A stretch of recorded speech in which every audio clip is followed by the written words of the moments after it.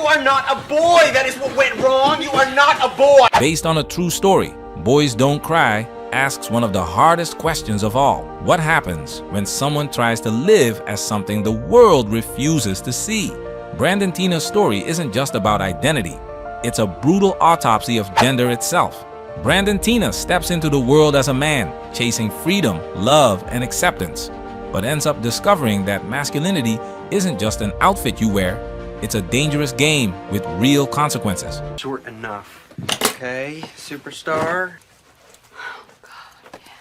That's better. Why don't you leave the lady alone? I don't want any trouble here.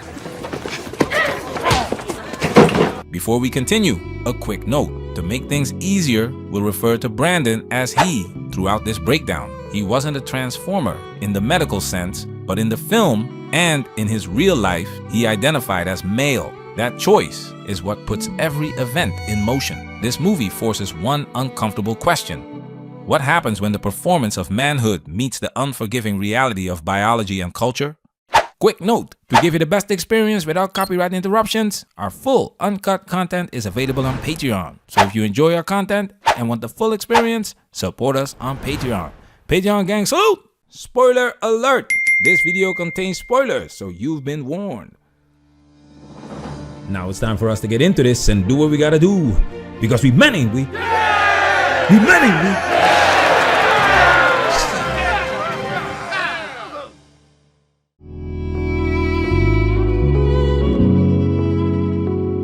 Meet Teena Brandon, or as everyone in Falls City knows, him, Brandon Teena. He's charming, confident, funny, the kind of person who knows how to draw a crowd, especially the girls. But here's the twist. Brandon isn't just trying to fit in as a man. He's performing manhood in a world that defines it by toughness, dominance, and confidence. What's with the shirt?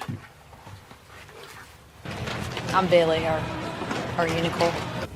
I'm Brandon.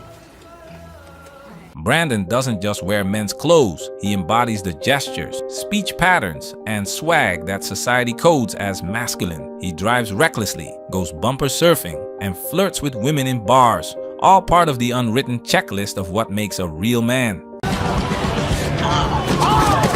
But there's something deeper going on. Brandon isn't faking masculinity to deceive others. He's chasing an identity that feels more real than the one written on his birth certificate. Still, to survive, he has to play the part perfectly, because in small-town America, the margin for error, especially in the early 90s, is razor thin. Get back here, you freak! Come back! My sister! Open the door, you... Notice how much effort masculinity requires here. To be credible, Brandon has to constantly prove himself, being brave, being assertive, standing up for women, taking punches. Why don't you leave the lady alone? I don't want any trouble here. You got us into this. That moment sums up what men live and die by: reputation, strength, and pride. Brandon steps into a masculine role, and the world reacts as if he were one of them. He gets the same risks, the same violence, the same expectations. It's powerful and tragic at the same time, because even though Brandon performs masculinity flawlessly, biology and society still refuse to let him belong. But here's the heartbreaking part. Once Brandon earns acceptance as one of the guys, what happens when love, jealousy, and betrayal expose the truth beneath the performance?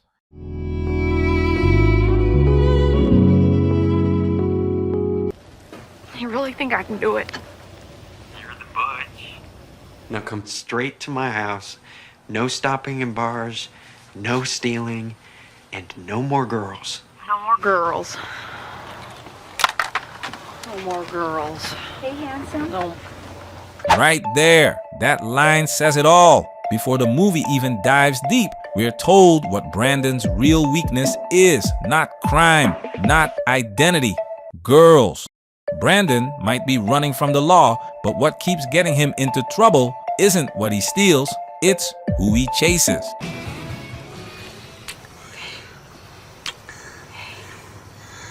I'm gonna stand right here until you're safe inside, okay? It starts with Nicole. A date, a kiss, and suddenly a chase scene through backyards. Then it's Candace, a spark, a bar fight, and Brandon getting beat down. And when he finally meets Lana, he's supposed to go home, but he stays. Why? Because she makes him feel seen, desired, validated. That decision to stay for love is what seals his fate. Brandon's story isn't just about identity. It's about the price of performing masculinity. Every man knows that pressure. You've got to be strong, confident, take charge, protect, pay.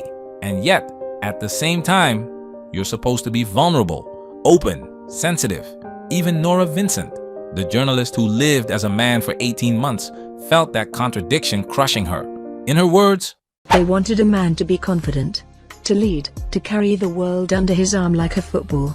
Yet at the same time, they wanted a man who was vulnerable, expressive, attuned." She called it the warrior/minstrel complex. Be dominant, but also tender. Be Caesar and a poet. And when you fail to balance the two, you're punished either way. That's exactly where Brandon finds himself. He's not just trying to be a man, he's trying to play one, under the heaviest expectations imaginable. He stands up for women, he pays for dates, he defends their honor, and he bleeds for it.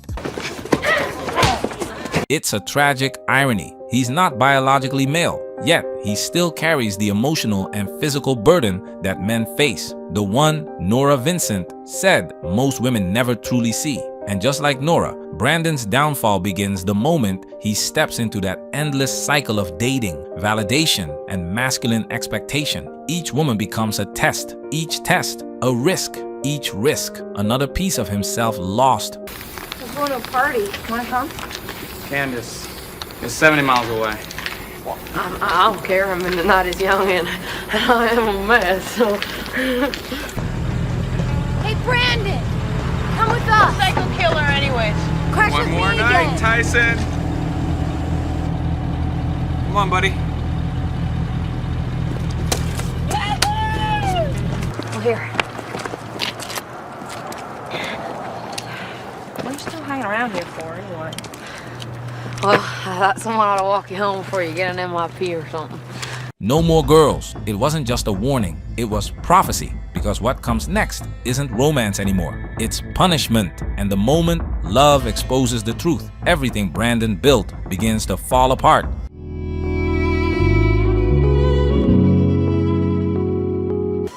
Look at your little boyfriend. Look at your little boyfriend.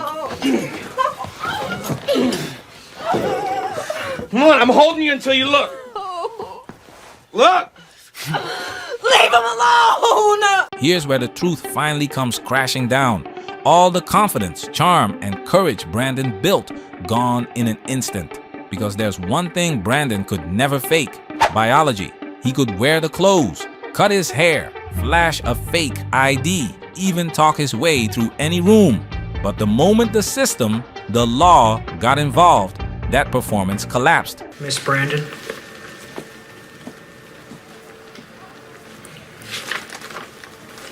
Miss Brandon, we put your Charles Brayman ID number through the computer yesterday, and this is what the Lincoln authorities faxed us over.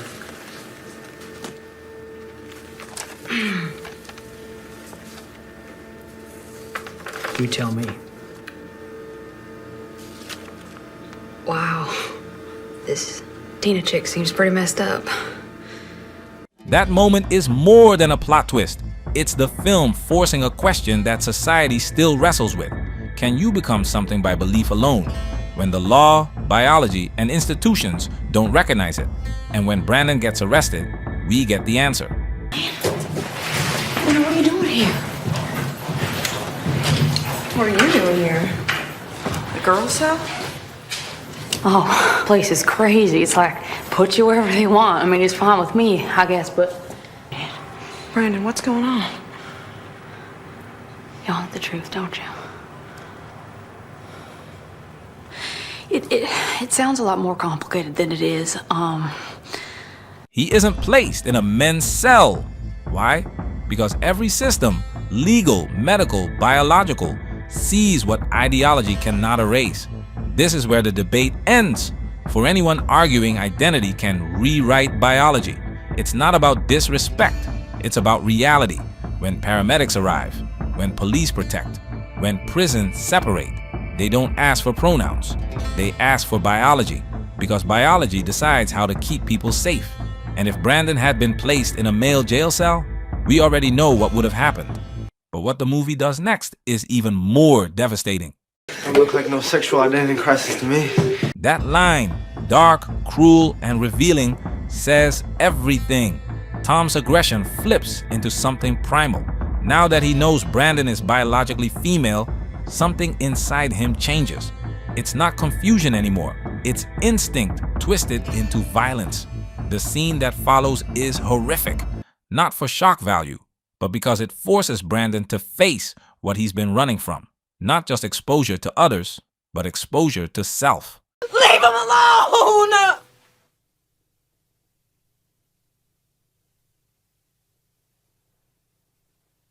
It's silent, but it's the loudest moment in the film, because for the first time, Brandon isn't pretending. He's seeing the truth, stripped of illusion, by force, by violence, by reality itself.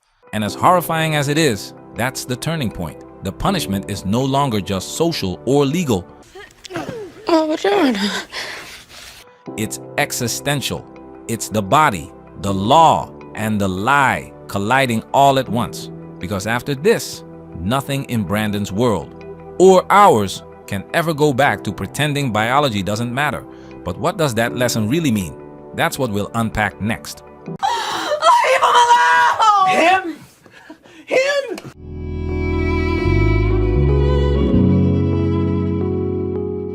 Brandon's death isn't just a tragedy. It's a wake-up call. Boys Don't Cry strips away the comfort of ideology and shows us something raw. Gender isn't a performance. It isn't a costume you can wear when it suits you and take off when it doesn't. It's a system with rules, roles, and, most importantly, consequences.